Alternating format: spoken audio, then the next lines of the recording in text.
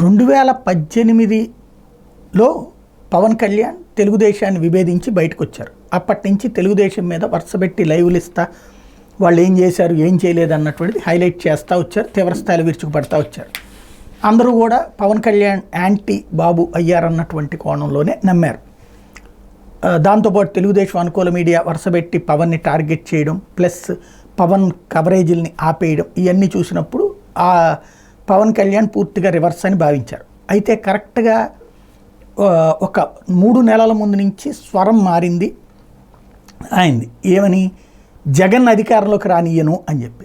అదేంటండి ఇప్పటిదాకా చంద్రబాబుని అధికారంలోకి రానియనని చెప్పి ఇప్పుడు జగన్ని రానియనంటే చంద్రబాబు పని అయిపోయింది. ఇక మా దెబ్బకి పవన్ దెబ్బకి అయిపోయాడు చంద్రబాబు, ఇక జగన్ని రానియకుండా చూడటమే ఉద్దేశం, తద్వారా పవన్ కళ్యాణ్ సీఎం అవ్వడం ఉద్దేశం. ఇది మా వ్యూహం, చారిత్రక వ్యూహం, ఇది ఎవరికి అర్థం కాదు అన్నటువంటి పాయింట్ చెప్పుకొచ్చారు. సీన్ కట్ చేస్తే ఆయన ఇక ఒక్కసారి కూడా చంద్రబాబుని గురించి ఏం మాట్లాడలేదు. అదేదన్నా ఎవరైనా అడిగితే అప్పుడప్పుడు మీటింగులప్పుడు చంద్రబాబు గురించి ఎందుకు మాట్లాడలేదు అంటున్నారు, చంద్రబాబు నేను విమర్శించినంతకు ఇంకెవరో విమర్శించలేదు కదా అనేసి వదిలేసేవాళ్ళు. జగన్నే టార్గెట్ చేస్తుండేవాళ్ళు. ఫైనల్లోకి వచ్చేటప్పుడు జనానికి ఎప్పుడు అర్థమైందంటే కుప్పంకి కానీ లేకపోతే మంగళగిరికి కానీ పవన్ కళ్యాణ్ వెళ్ళాల బాబుకి వ్యతిరేకంగా.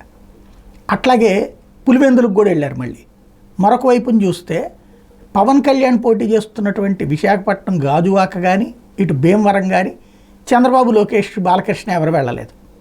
ఎందుకంటే అది వాళ్ళిద్దరి మధ్యన అండర్స్టాండింగ్ అని జనానికి అండర్స్టాండింగ్ అయ్యి వదిలేశారు. ఇప్పుడు సేమ్ అన్నకి వ్యతిరేకంగా ఉంటున్నటువంటి షర్మిల తెలుగుదేశానికి వైసీపీకి నేనే ప్రత్యామ్నాయం అని కాంగ్రెస్ పార్టీ పూర్తిగా తన చేతుల్లోకి తీసుకుని నడిపించింది.